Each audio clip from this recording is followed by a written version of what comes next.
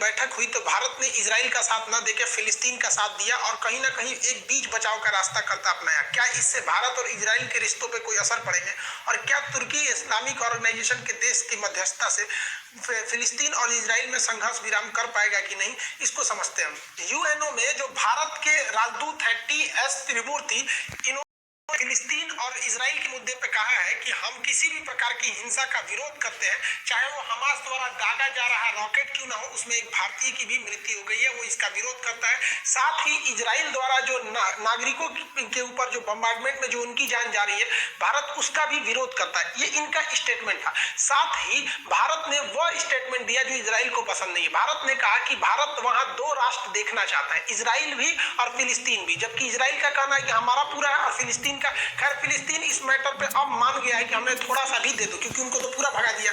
दूसरा, भारत ने कहा कि जो जेरूसलम की पुरानी स्थिति है, यानी यूएनओ के हिसाब से जितना इजराइल ने बाद में ऑक्युपाई किया है, वो पुरानी स्थिति को ही भारत वापस स्थापित करना चाहता है। इस हिसाब से भारत आप कहेंगे तो फिलिस्तीन के ओर में अपना सुझाव दिया है। इवन मोदी जी के नेतन्याहू के साथ इतनी गहरी दोस्ती, अक्सर आप पिक्चर्स इनके देखे होंगे या फिर मोदी जी जब वहां गए थे तो ये सब काफी गहरी दोस्ती देखने को मिली थी। लेकिन जब तक पीएमओ ऑफिस से इनको फोन नहीं जाएगा, वो ये अपने मन से वहां स्टेटमेंट नहीं दे सकते। और इन्होंने ये नहीं कहा है कि हम फिलिस्तीन का समर्थन करते हैं, इन्होंने स्पष्ट बोला है, वी स्ट्रांगली सपोर्ट फिलिस्तीन। India's strong support to the just Palestinian cause and its unwavering commitment to the two-state solution.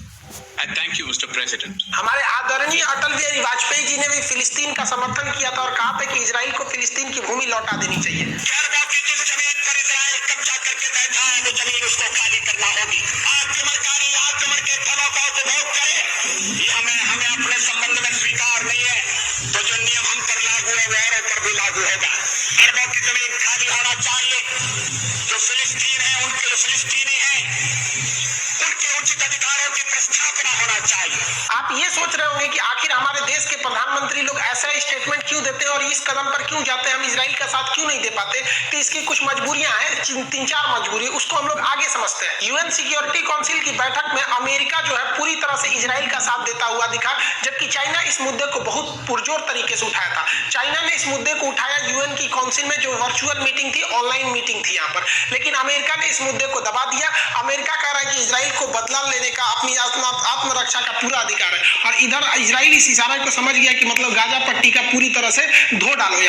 यहाँ पे चाइना को बहुत बुरा लगा। अब चाइना को भी समझना चाहिए कि हम हिंदुस्तान वालों को भी बुरा लगता है जब अमेरिका और यूरोपीय यूनियन मौलाना मसूद अजहर को आतंकवादी संगठन में घोषित करना चाहती थी, लेकिन चाइना के विरोध की वजह से इसे आतंकवादी संगठन और रेड कॉर्नर नोटिस नहीं जारी कर पाया, जिस वजह से ये लोग पाकिस्तान से इजिली ऑपरेट करते हैं। जब इनके ऊपर आता है तब समझ में आता है कि दूसरे के टांग नहीं लड़ाना चाहिए। फिलिस्तीन और इजराइल के मामले में दुनिया के अलग अलग देशों का अलग अलग रुख है। जो हमारा देखिए, चाइना जो है वो हमास जो आतंकवादी संगठन है उसे चाइना आतंकवादी संगठन नहीं मानता है, पाकिस्तान नहीं मानता है। खैर ये लोग मानेंगे भी क्यों, लेकिन नॉर्वे भी नहीं मानता है। और रूस का तो अलग ही कहना है। रूस का कहना है कि फिलिस्तीन और इजराइल दोनों को अपनी आत्मरक्षा का अधिकार है। रूस का कहना है कि अगर दुनिया का सबसे एडवांस देश जो रक्षा के क्षेत्र में बहुत ही बेहतरीन एडवांस है, जिसके पास आयरन डोम जैसी टैंक, जहाज, नेवी, एयरफोर्स, हर तरह की सेना है, उसे अगर आत्मरक्षा का अधिकार है तो फिर फिलिस्तीन को भी आत्मरक्षा का अधिकार है। अगर हम हमास की बात नहीं करते हैं, अगर मान के चले ये बात देखिए, ये रूस के हिसाब से इनका कहना है कि अगर हम हमास को हटा दें तो फिर फिलिस्तीन के पास आत्मरक्षा के लिए पत्थर और लाठी के सिवा कुछ नहीं है। तो इस हिसाब से रूस का कहना है कि वो हमास को आतंकवादी संगठन नहीं मान रहा है। रूस पार्शियली ये कहना चाहता है कि ये लोग मतलब अपने फिलिस्तीन के जमीन के लिए लड़ाई लड़ रहे हैं। इसमें सबसे आगे कूद रहे हैं तुर्की के प्रधानमंत्री तैयबुल अर्दोगान। इन्होंने इमरजेंसी में ऑर्गेनाइजेशन ऑफ इस्लामिक कंट्रीज की बैठक बनाई जिसमें 57 देश है। इनका कहना है कि यूएनओ ने 2018 में एक रिजोल्यूशन पारित किया था, जिसका मतलब होता है कि एक छोटा कानून बनाया था कि जेरूसलम या फिलिस्तीन की रक्षा के लिए एक रक्षा संगठन होना चाहिए। तो इसका मतलब ये नहीं कि एक आर्मी संगठन। तो इनका कहना है कि इस्लामिक ये जो ऑर्गेनाइजेशन है इस्लामिक देशों का, इन 57 देश को मिलकर आपस में एक फौज बनानी चाहिए जो इजराइल पर हमला करने के लिए न हो बल्कि फिलिस्तीन की रक्षा करने के देख लियो।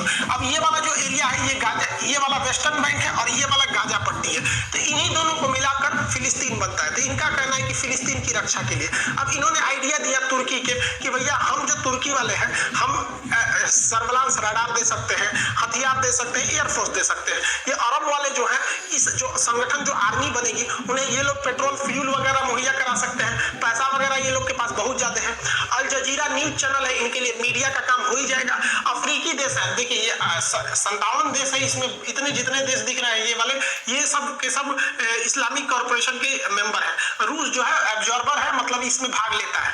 तो इनका कहना है कि हम लोग अफ्रीका के देश से सैनिक बुला लेंगे, तो इनके पास सैनिक हो गया, हथियार हो गया, पैसा हो गया, मीडिया हो गया, और पाकिस्तान है वो आतंकवादी प्रोवाइड करा देगा। तो इस हिसाब से इनका कहना है कि हम लोग क्या करेंगे और उस आर्मी को यहाँ डिप्लॉय करेंगे जो कि इससे लड़ाई लड़ सके, फिलिस्तीन की रक्षा कर सके। और इसमें खतरनाक कब होगा, अगर तुर्की के पास जो S-400 है वो वेस्टर्न बैंक या गाजा में डिप्लॉय कर देता है, तो फिर इतना कंफर्म समझिए कि इजराइल का एक भी जहाज नहीं उड़ सकता है, क्योंकि हम लोग खुद ही रूस से S-400 खरीद रहे हैं जो दुनिया के किसी भी हवाई जहाज को 400 किलोमीटर दूर तक मार देता है। तो ये इजराइल के लिए खतरनाक हो लगेगा, लेकिन ऐसा होने की संभावना बहुत कम दिख रही है, क्योंकि इस्लामिक ऑर्गेनाइजेशन जो है इसमें खुद में आपस में फूट है, क्योंकि तुर्की के खुद के इजराइल के साथ अच्छे संबंध है, बहरीन और कतर के पास भी अच्छे संबंध है, मोरक्को ने भी तुर्की से अच्छा संबंध बना के इससे इजराइल से संबंध रखा। तो थोड़ा थोड़ा तो इनके में खुद में मतभेद है। कभी कभी इस सिचुएशन को देखकर अजीब सा लगता है। देखिए एक और इजराइल है अकेला देश, इधर पूरा और इस्लामिक ऑर्गेनाइजेशन खड़ी हुई है, इधर केवल एक देश है, इधर 57 देश खड़े हैं सब अकेला उससे, फिर भी इन 57 की हिम्मत नहीं हो रही है। इजराइल की कुल जनसंख्या जो है वो लगभग 90 लाख है, जिसमें 70 लाख के आसपास यहूदी हैं, लेकिन इन 70 लाख से टकराने की हिम्मत 180 करोड़ ये जो इस्लामिक देश के हैं लोग, इन लोग की अभी हिम्मत नहीं हो रही है। देखिए हुआ क्या कि इन यहूदियों ने ना स्कूल की पढ़ाई पर बहुत ज्यादा ध्यान दिया, जिस वजह से कहते हैं कि शिक्षा उस शेरनी का दूध है जिसने पिया वो दहाड़ा है, और ये लोगों ने शिक्षा को जरूरत नहीं दिया, मदरसे में रह गए लोग यहाँ पर, इस वजह से ये लोग हो गए। तो ये झुंड में आ रहे हैं लोग और वो अकेले चल रहा है, फिर भी इनकी हिम्मत नहीं है लड़ सकने की, ये हम गारंटी देते हैं। कुछ लोगों को जो फिलिस्तीन समर्थक है उन्हें बुरा लगता होगा। और देखिए बात समझिए, इनकी ये क्या सोचते हैं, इनका सोचना है कि पूरा इजराइल को खत्म कर दो, लड़ के इजराइल को मिटा दो। अच्छा भैया आपको अगर मिटाना है तो देखिए, अगर आपको फिलिस्तीन वालों से इतनी ही हमदर्दी है तो भारत से सीखिए। पाकिस्तान में भी अन्य धर्मों पर अत्याचार होता था, जैसे सिख हो गए, जैन हो गए, हिंदू हो गए, पारसी हो गए इत्यादि। तो भारत ने CAA कानून ला दिया कि जो लोग वहां से आना चाहते हैं भारत में आ सकते हैं। तो इन लोगों को भी अगर इस्लामिक कंट्रीज लोगों को बहुत हमदर्दी है फिलिस्तीनियों से, तो आप लोग भी CAA जैसा एक कानून ला दीजिए। वहां से जितने फिलिस्तीनी हैं आप कुछ अपने यहाँ रख लीजिए, कोई कतर में रख लीजिए, दुबई में रख लीजिए, बुर्ज खलीफा पे रख दीजिए, आपके पास तो जगह की कमी है, पैसा की कमी नहीं, रख लीजिए। और यहाँ से जब सारे फिलिस्तीनी चले जाएंगे तो यहाँ केवल आपका दुश्मन बचेगा इजराइल, तो मार दीजिएगा धाम मिसाइल, मार मिसाइल मार पाएंगे नहीं मार पाएंगे, क्योंकि उन्हें पता है कि ये एक अकेला देश इन सब पर भारी पड़ जाएगा, वहां पे नहीं मार सकते हैं यहाँ पर। लेकिन अभी क्या बहाना मारते हैं पता है, जानबूझ के चाहते हैं फिलिस्तीनी वहां मराए सब, क्योंकि उनके आड़ में ये कहेंगे अरे हम इसलिए नहीं मारते हैं क्योंकि हमारे चचो यहाँ न रहते हैं, उन्हों को लग जाएगा। देखिए हमें ये दिख रहा है कि एक जमीन की लड़ाई है, लेकिन इसमें सबसे ज्यादा फायदा अगर कोई उठा रहा है तो अमेरिका उठा रहा है। वो तेल को यहाँ का मिडिल ईस्ट का जितना भी पेट्रोलियम भंडार है उसका पूरी तरह से विदोहन कर रहा है, और इस पेट्रोलियम के आधार पर वो रूस को कमजोर कर रहा है। देखिए रसिया में पेट्रोल पर ही डिपेंड है, रसिया पेट्रोल या फिर हथियार पर डिपेंड है। हथियार के मार्केट में अब रसिया उतना टिका नहीं, तो रसिया सोचता है कि पेट्रोलियम हमारे पास, अगर पेट्रोलियम का दाम बढ़ेगा तो रसिया को फायदा होगा। लेकिन अमेरिका जानता है कि रसिया के पेट्रोल मार्केट को रोकने के लिए मिडिल ईस्ट जरूरी है, इसलिए वो चाहता है कि मिडिल ईस्ट में अगर शांति रहेगी तो यहाँ पर दिक्कत हो जाएगी, इसलिए यहाँ पर अमेरिका कभी भी शांति स्थापित होने ही नहीं देगा। यहाँ पर हमेशा कभी ISIS होगा, कभी इराक, कभी ये कभी, ताकि तामझाम यहाँ होते रहे। और इन लोगों को कभी भी अमेरिका रूस के फेवर में जाने नहीं देता है, क्योंकि इन्हें अमेरिका डर दिखाता है इजराइल के माध्यम से। इजराइल कहता है कि भैया अभी हम यहाँ इतने छोटे देश दिख रहे हैं, लेकिन ये मेरा ग्रेटर इजराइल का सपना है, यानी मिस्र को भी ले जाएंगे, सऊदी अरब को, कतर को, इराक को, सीरिया को। ये इसलिए दिखाता है ताकि ये देश डरे रहे और डर के मारे अमेरिका की गुलामी करते रहे। जैसे अमेरिका है जी हजूर, यहाँ पे हम राजा हैं, जी हजूर, यहाँ करते रहे। और अगर ये मिडिल ईस्ट के देश गलती से भी रूस के फेवर में जाते हैं ना, तो अमेरिका को कुछ नहीं करना है, अमेरिका एक बार इशारा कर इजराइल को कि तुमको जितना धोना है धो दो, कि धो धा के जमीन कब्जा कर लेगा। इजराइल ऐसा देश है जिसने कहा है कि अभी मेरा सीमा जो मतलब मेरे देश की बाउंड्री फिक्स नहीं है, ये अभी बढ़ रही है, इसे थोड़ा बढ़ा के यहाँ तक ले आएगा। ये है अमेरिका जिस ISIS को आतंकवादी बोलता था, अमेरिका जिस ISIS के लिए इतना दिन लड़ रहा था, आपने देखा होगा कि वो फुल पावर से अमेरिका नहीं लड़ा, क्योंकि वो खुद चाहता था कि ISIS का मुद्दा लंबा चले, क्योंकि जब तक ISIS आतंकवादी रहेंगे, इन ISIS आतंकवादियों को पैसा कहां से आता है? पेट्रोल से आता है। तो ये पेट्रोल को बेचेंगे और सस्ते दाम पर बेचेंगे, तो रूस पेट्रोल जब सस्ता होगा तो रूस की अर्थव्यवस्था गिर जाएगी। देखिए, ये आतंकवादियों को चढ़ाकर इस आतंकवादी की लड़ाई को लंबा करके पेट्रोल का दाम गिरा रहा है ताकि रूस की अर्थव्यवस्था गिर जाए, और बहुत बुरा असर पड़ा है। और अमेरिका की कंपनी खुद इन आतंकवादियों से $8 प्रति बैरल पेट्रोल खरीदती थी, जो कि अगर ओपन मार्केट में देखेंगे तो ₹3.5 प्रति लीटर। हम लोग ससुरा खरीदे लोग ईमानदारी के रास्ता पे ₹100 लीटर पेट्रोल, ससुरा अमेरिका जो क्रूड ऑयल खरीदता है ₹3.5 लीटर खरीद रहा है, इन्हीं आतंकवादियों की कंपनी से खरीद रहा है। वहां की कंपनी आके से खरीदती है। अमेरिका यहाँ ₹3.5 प्रति लीटर के हिसाब से पेट्रोल खरीदता है और दुनिया के दूसरे देशों में बेच देता है, और अपने पास इतना ज्यादा ये प्रूवन ऑयल रिजर्व रख दिया, स्ट्रेटेजिक ऑयल रिजर्व रखे हुए हैं, जिसके मदद से अगर कभी भी ये मिडिल ईस्ट के देश या खाड़ी देश जहां पर गल्फ कंट्री है जिनके पास पूरी तरह से पेट्रोलियम रिजर्व है, अगर ये लोग कभी भी पेट्रोलियम की सप्लाई रोकते हैं तो इनके पास इतना ज्यादा स्ट्रेटेजिक पेट्रोलियम है कि इन्हें कोई दिक्कत नहीं आने वाला है। और बहुत ही चालाकी से अमेरिका जो है वो इलेक्ट्रिक कारों पर, जैसे टेस्ला सुने होंगे, या फिर वहां सेल गैस की टेक्नोलॉजी से आगे बढ़ रहा है, जिस वजह से धीरे धीरे अमेरिका इन मिडिल ईस्ट के लोगों के ऊपर से पूरी तरह से अपनी डिपेंडेंसी हटा देगा और इनका पेट्रोल पूरी तरह से चूस लेगा। और हम बताते हैं इनका तेल खत्म तो इनका खेल खत्म। ऐसा नहीं है कि इजराइल और फिलिस्तीन हमेशा से दुश्मन ही रहे थे।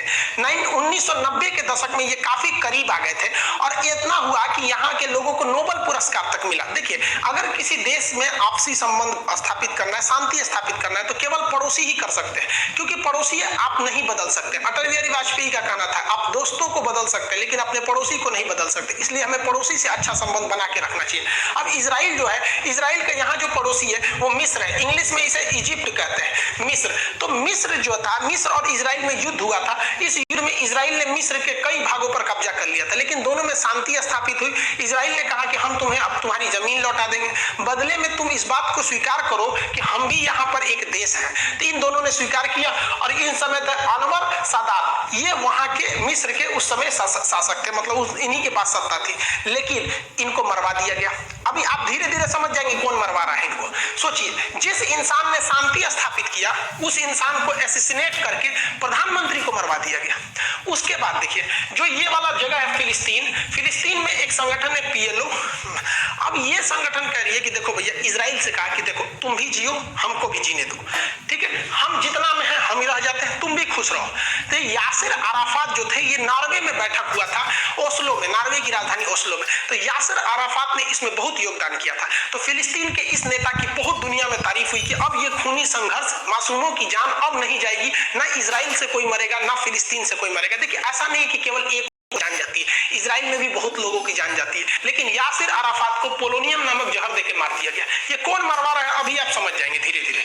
इसके बाद देखिए, इजराइल के एक प्रधानमंत्री थे जिनका नाम था जितिन रोबिन। इन्होंने बहुत महत्वपूर्ण भूमिका निभाई थी। इन्होंने कहा था कि देखिए, हम इजराइल वाले, हमें रहने के लिए जमीन मिला, हम बहुत खुश हैं, हम ये भी चाहते हैं कि फिलिस्तीन वाले भी खुशी खुशी रहें, तो हम दोनों आपस में समझौता कर लेते कि ये तुम्हारा एरिया, ये हमारा एरिया। उन्होंने एरिया को डिसाइड कर दिया। ये भी इतने बेहतरीन प्रधानमंत्री थे रोबिन, इनको भी मार दिया गया। सोचिए, इजराइल के प्रधानमंत्री जिसके ऊपर एक बम नहीं गिर पाता है, देश का नागरिक सुरक्षित है, उसके प्रधानमंत्री को मार दिया।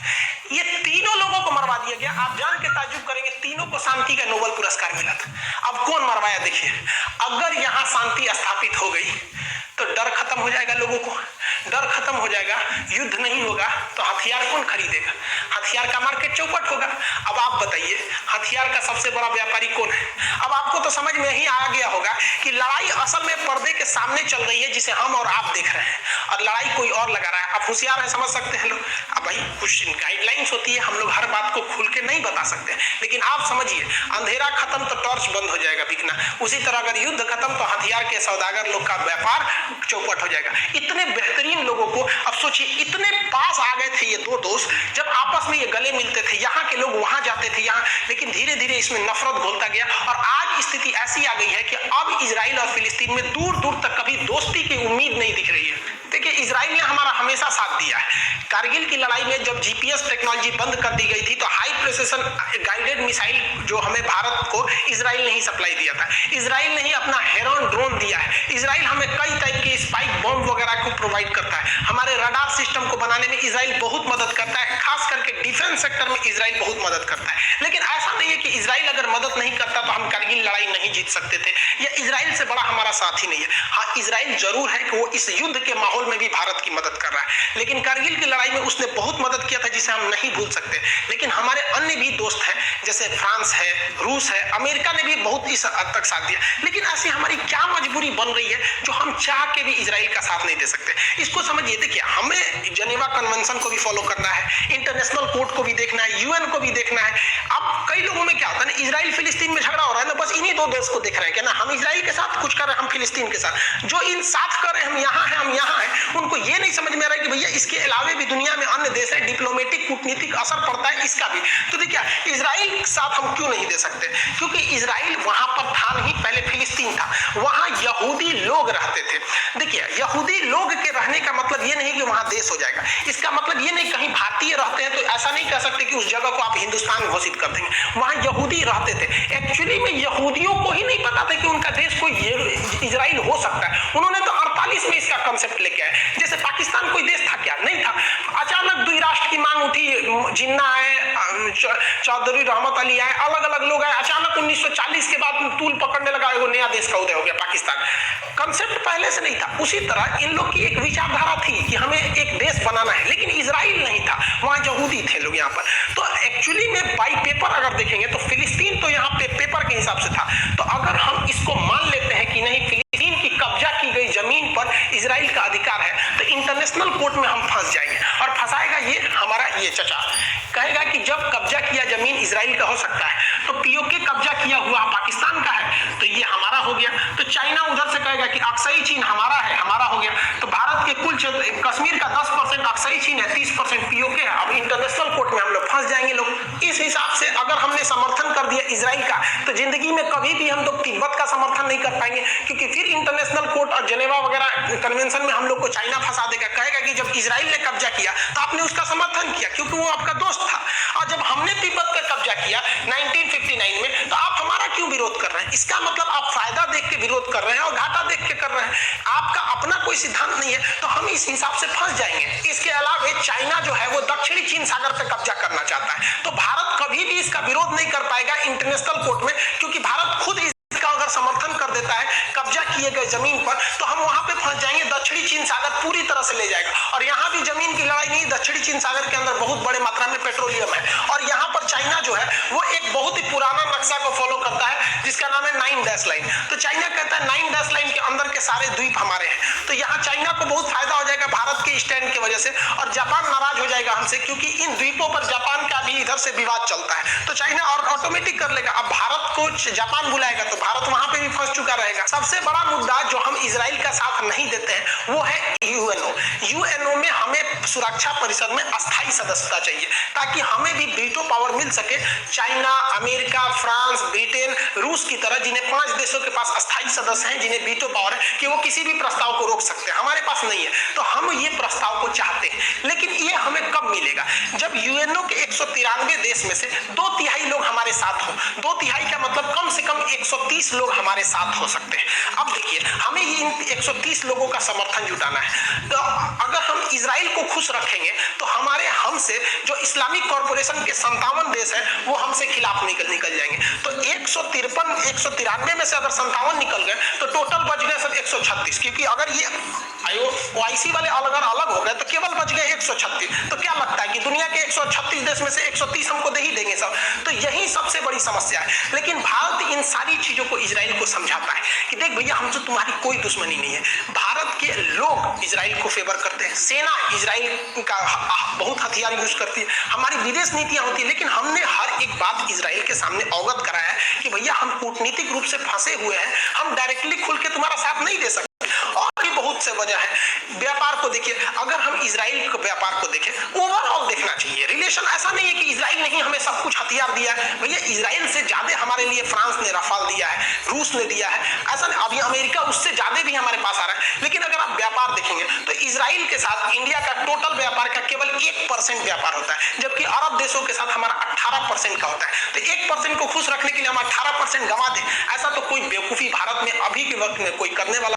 इजराइल से हमें हथियार मिलते हैं, जरूरी है, बात अलग है, हमें कहीं और से भी मिल सकते हैं। ऐसा नहीं कि इजराइल हमें हथियार नहीं देगा, इजराइल भी हमारी मजबूरी समझता है। लेकिन अगर अरब देश को देखेंगे तो फिर पेट्रोलियम हमारा चल जाएगा, व्यापार चल जाएगा चौपट, क्योंकि उनको कुछ बनाने आता नहीं है, सीधे भारत से खरीदते हैं।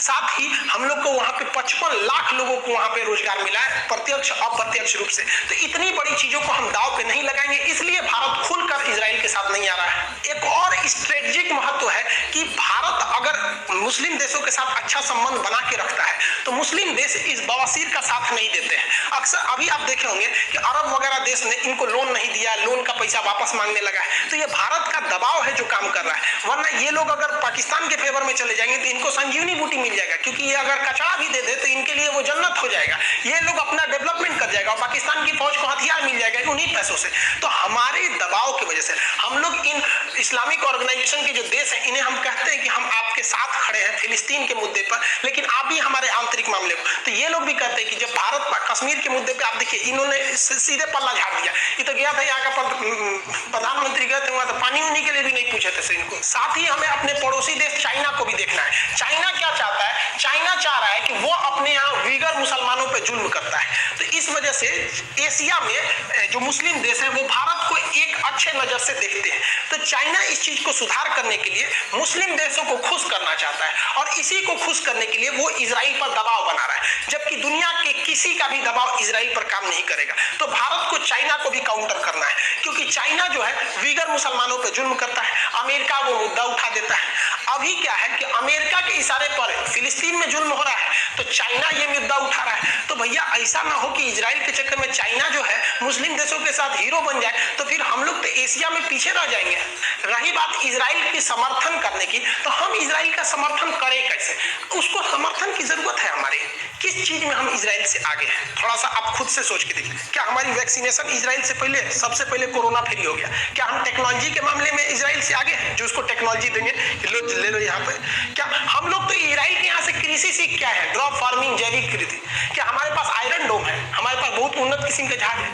हम इजराइल को चाह के भी क्या दे सकते हैं आप बताइए? खूब से खूब देंगे तो मंच से बोल देंगे मोदी जी हम इजराइल के साथ हैं। इसका कितना बड़ा कीमत चुकाना पड़ गया आपको बता दिए। देखिए एक आम आदमी को बहस करना बहुत इजी होता है कि हम इजराइल के साथ हैं, फिलिस्तीन के साथ हैं, लेकिन जब आप यूपीएससी के मेंस लिखने बैठिएगा और अगर आपका ऑप्शनल सब्जेक्ट पॉलिटी है तो पॉलिटी के साथ साथ आपको इंटरनेशनल रिलेशन रखना ही पड़ेगा। फिर वहां आपको हर एस्पेक्ट्स में जवाब देने पड़ेंगे कि इसका हमारा तुर्की के साथ क्या इफेक्ट पड़ेगा और क्या क्या इफेक्ट पड़ेगा। तो ये सारी चीजों को देख के रखना है। ऐसा नहीं कि आप कुछ भी बोल सकते हैं। अभी इंडिया में कुछ लोग कह रहे हैं कि भाई मुसलमानों के दबाव में आके भारत सरकार कुछ नहीं कर रही है, ये गलत है। देखिए कैसे बताते हैं आपको, 2 एग्जांपल देते हैं। मुसलमानों का भारत सरकार पर कोई दबाव नहीं बन पाता है, क्योंकि अगर दबाव बनता तो जितना चिल्लाया था इन लोगों ने सीएए को लेकर, भयानक रैली हुई थी हिंदुस्तान के कोना कोना तक लेके, शाहीन बाग का मामला था, दिल्ली में दंगे फसाद तक हो गए थे। क्या सरकार सीएए वापस ले ली, एनआरसी ले ली? नहीं ले ली। ये दिखाता है कि इनका दबाव, मुसलमान लोग का दबाव नहीं काम करता है। अब कुछ लोग कहेंगे कि नहीं इंटरनेशनल पे तो दबाव काम करता है, ये भी गलत है। दूसरे एग्जाम्पल से समझिए, इजराइल का जो वर्तमान विवाद चल रहा है ये विवाद जमीन के लिए है, मेनली धर्म के लिए नहीं है। इसे जानबूझ के धर्म से जोड़ा जा रहा है, जबकि वो केवल जमीन की लड़ाई। लेकिन जो फ्रांस के साथ हो रहा है वो तो केवल और केवल धार्मिक मामला है कि मोहम्मद साहब के जो कार्टून बनाया उस वजह से पूरा दुनिया फ्रांस, मुस्लिम देश फ्रांस के खिलाफ हो गए। तो उस समय अगर कि नहीं भारत मुसलमानों के दबाव में आ गया, तो उस समय अगर दबाव में आया तो उस समय भी अभी भी दबाव है, लेकिन भारत सरकार ने वहां पर फोन तक किया फ्रांस को कि हम आपके साथ खड़े हैं। काउंटर पार्ट यहाँ पे रक्षा मंत्री से लेकर सबकी बात हुई, तो यहाँ कहाँ इनका दबाव काम किया? वहां इजराइल के साथ किसी का दबाव नहीं है। और ऐसा हो ही नहीं सकता है कि भारत में कोई जाति, कोई धर्म विशेष के लोग हमारी विदेश नीतियों को इस तरह से प्रभावित कर देंगे। ये ऐसे आप भाई, अब जहाँ कुछ बोलने का मन कर रहा है तो कुछ बोल दीजिए, वो अलग मैटर होता है। लेकिन एक डिप्लोमेटिक तरीके से जिसे विश्व पर आपको पटल पर रखना है, एक तो पढ़ा लिखा लोग का आंसर थोड़ा अलग होना चाहिए। आप फिलिस्तीनियों की भावना को समझिए, उनके साथ क्या बीत रहा है। वो 100% पे थे 1947 से पहले, अभी 12% से भी नीचे घट गए हैं। ये जो दांत चियार रही है ना, ये बहुत खतरनाक है बुढ़िया।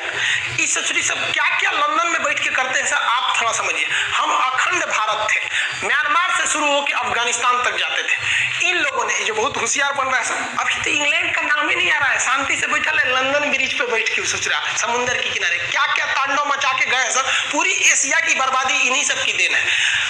1976 में अफगानिस्तान अलग कर दिए सब हमसे, 1904 में नेपाल तोड़ दिया सब, 1906 में भूटान तोड़ दिया सब, 1907 में तिब्बत तोड़ दिया सब। शंकर जी का जो कैलाश पर्वत मानसरोवर चल गया, तिब्बत में चाइना कब्जा कर लिया। शंकर जी उधर थोड़े थे, हमारे अखंड भारत में थे वहां पे। 1935 में श्रीलंका तोड़ दिया सब, 35 के नियम के तहत 37 में म्यांमार को तोड़ दिया सब, 47 में पाकिस्तान चल गया, 1972 में बांग्लादेश हो गया। हम लोग सिमट के रह गए हैं। तो जो सेंटिमेंट्स हमारे साथ है वही इनके साथ है। हम हिंदुस्तानी नहीं चाहते हैं कि हमारा अखंड भारत हो जाए, तो वही है। इस ससुरे लोग पर्दा के पीछे देखिए, इन लोग का एक ही उद्देश्य, दुनिया में अशांति रहो। जब तक मार होगा तब तक दबंग लोग की बहुत भलाई होगी। इन लोग का हथियार बिकेगा, आपस में लड़ा झड़ा के वो कहेगा कि तू अमेरिका के फेवर में चल जाएगा, ब्रिटेन के फेवर में चल जाएगा, दोनों में बंदरबाट हो जाएगा। यहाँ फिलिस्तीन की भी बहुत बड़ी गलती है। देखिए, फिलिस्तीन वाले लोगों ने अपनी जमीन यहूदियों को बेची थी, तो भैया जब बेचे थे तो अभी का लाभ नहीं खाओगे वहां पे। दूसरा हमास जो है इंटरनेशनल, देखिए इजराइल कभी भी डायरेक्ट हमला नहीं करेगा, लेकिन इजराइल बहुत होशियार है। ऐसा जगह पहुंचेगा कि आप उद्विदा का हमला करेंगे, जहां हमला करेंगे हमास तो ऐसा पूछेगा कि पानी नहीं मांगेंगे। देख रहे हैं ना, दौड़ा दौड़ा मार रहा है। अल जजीरा का बिल्डिंग उड़ा दिया, वहां पे तो एक होटल था उसको उड़ा दिया, वहां पे बड़े बड़े बिल्डिंग्स को तहस नहस कर दिया। और ये अच्छे से मारता है, डर पैदा कर करके मारता है। इसका काम क्या है, आपको उकसाएगा, यहाँ पर फिलिस्तीन के लोगों को उकसाएगा और हमला करने से पहले ना बोल देता है कि हम 2 घंटा बाद हमला करेंगे। अब जरा आप अपने दिमाग से सोचिए, अगर कह दीजिएगा कि हम इस बिल्डिंग में 2 घंटे बाद हमला करेंगे, बाकी लोग खाली हो जाओ, तो क्या हमास के आतंकवादी बैठेंगे सर? अरे यार तुम लोग जाओ ना, हमको मरने दो, 2 घंटा बाद मिसाइल गिरे। अरे वो भी भाग जाते हैं, सब भाग जाते हैं सब। खुद अमेरिका और इजराइल चाहते हैं कि ये मामला लंबा चले ताकि अरब देश हमसे दहशत में रहे यहाँ पे। लेकिन इन लोग को क्या समझ में आता है? इन लोगों ने जो यूएनओ की बात को इग्नोर किया था, यूएनओ इन लोग को यहाँ पर जमीन दिया था 1947 में, इन लोग को जमीन दिया था, लेकिन इन लोग को लगा कि ना हमारा पूरा फिलिस्तीन चाहिए, ले लो पूरा फिलिस्तीनियों से भगा देगा। कुछ लोग कह रहे हैं कि फिलिस्तीन पर जुल्म हो रहा है, इंसानियत कहाँ गई? भैया इंसानियत अफगानिस्तान में कहाँ गई थी, जहाँ महात्मा बुद्ध की इतनी बड़ी मूर्ति को तोड़कर तालिबान वालों ने खाली कर दिया था, वहां इंसानियत नहीं दिखा था। लोग कह रहे हैं कि इजराइल के हमले में मासूम लोगों की भी जान जा रही है। 9/11 का जब हमला अमेरिका में हुआ था ना, तो इस बिल्डिंग में ड्यूटी कर रहे बेचारे लोगों की कोई गलती नहीं थी, उन लोगों की भी यहाँ पे कोई गलती नहीं थी। और जो लोग कहते हैं मासूम जल रहे हैं, जब हमास रॉकेट मारता है ना, तो उसके रॉकेट में कोई गाइडेंस सिस्टम नहीं रहता है, कहाँ जाके गिरेगा हमास को भी नहीं पता है। और अगर आयरन डोम इजराइल के पास नहीं रहता ना, तो इजराइल आज के समय में उसकी जनसंख्या आधी कर दिए रहते सब ये हमास वाले। तो अजीब बात करते हैं, युद्ध में इंसानियत देखेंगे। बहुत इंसानियत देखना है तो बोलिए ना अजरबैजान को कि नागोर्नो कराबाख से वापस आ जाए। अभी हाथ छोड़िए ना, नागोर्नो कराबाख को जीतने के बाद अभी और ये आर्मेनिया का जगह कब्जा कर लिया है, तो यहाँ तो नहीं बोल सकते हैं क्योंकि अजरबैजान आपके ग्रुप का है। तो आप एक स्टैंड पे रहिए। अगर इंसानियत देखना है तो केवल फिलिस्तीन में नहीं, पूरी दुनिया में देखिए, और नहीं देखना है तो फिर आप भी कुछ आइए। और इजराइल जो है विरोधी लोग को तो उठने ही नहीं देता है। फिलिस्तीन का 2 हिस्सा, यहाँ पर जो है गाजा पट्टी, ये है वेस्टर्न बैंक। वेस्टर्न बैंक में तो शांति रहती है, यहाँ युद्ध वगैरह नहीं होता। ये लोग शांतिपूर्ण तरीके से मतलब पॉलिटिकली मांग करते हैं। यहाँ पर हमास है, बहुत खतरनाक आतंकवादी संगठन है। और सीरिया में यहाँ गोलान की पहाड़ियां हैं। इस सीरिया की इस गोलान पहाड़ी के पास फिलिस्तीनियन इस्लामिक जिहाद नाम का एक आतंकवादी संगठन, इस ससुरा आजकल इधर से बम मार रहा था, ये हमास वाले इधर से मार रहे थे सब। इजराइल को ये सब खिलौना समझा था सर। इजराइल मारा, इसको भी उधिया दिया, और इजराइल मारा, इसको भी उधिया दिया। इजराइल ने दोनों ओर से उधिया के साफ कर दिया। अब बेंजामिन नेतन्याहू कह रहे हैं कि अभी ये धोआई अभी लंबा चलने वाला है। अब भाई फिलिस्तीन और इजराइल का मामला समझ में आ गया। इसमें मेन समस्या ये है कि फिलिस्तीन में जो लोग मार करना चाहते हैं, उनका कहना है कि पूरा इजराइल मिटा के हम फिलिस्तीन लेंगे, जो भी गलत बात है। और इजराइल में भी जो बहुत ज्यादा मतलब उग्र विचारधारा के लोग हैं, उनका कहना है कि नहीं पूरा फिलिस्तीन मिटा के हम पूरा इजराइल बनाएंगे। दोनों गलत है। भारत की जो प्रस्ताव है वो सही है कि हम 2 राष्ट्रों की मांग करते हैं। हमारे मोदी जी भी ऐसे बेवकूफ नहीं है जो ऐसे कह देंगे इजराइल का साथ छोड़ देंगे। तो आप समझिए हमारी सरकार जो डिसीजन लेती है सोच समझ के लेती है। आप समझे होंगे कि हमारी क्या क्या मजबूरी है। हम अपनी 10 घाटा सह के किसी एक को नहीं खुश रख सकते। देहात में कहावत कहा जाता है, गज पाने के चक्कर में पूरा थान नहीं खो देना चाहिए। आपको कभी भी नजदीक के फायदा को नहीं देखना चाहिए, बल्कि दूर के घाटे से अवगत होना चाहिए। तो भारत सरकार इजराइल को खुश करके नजदीक का फायदा नहीं देख रही है, बल्कि दूर का घाटा से अवगत हो रही है। आप पढ़े लिखे हैं, पढ़े लिखे की तरह सोचिए। आई होप आप इसे समझे होंगे। हमारा तो माथा चकरा गया ससुरा समझाते समझाते। क्या बताएंगे। मिलेंगे नेक्स्ट क्लास में। जय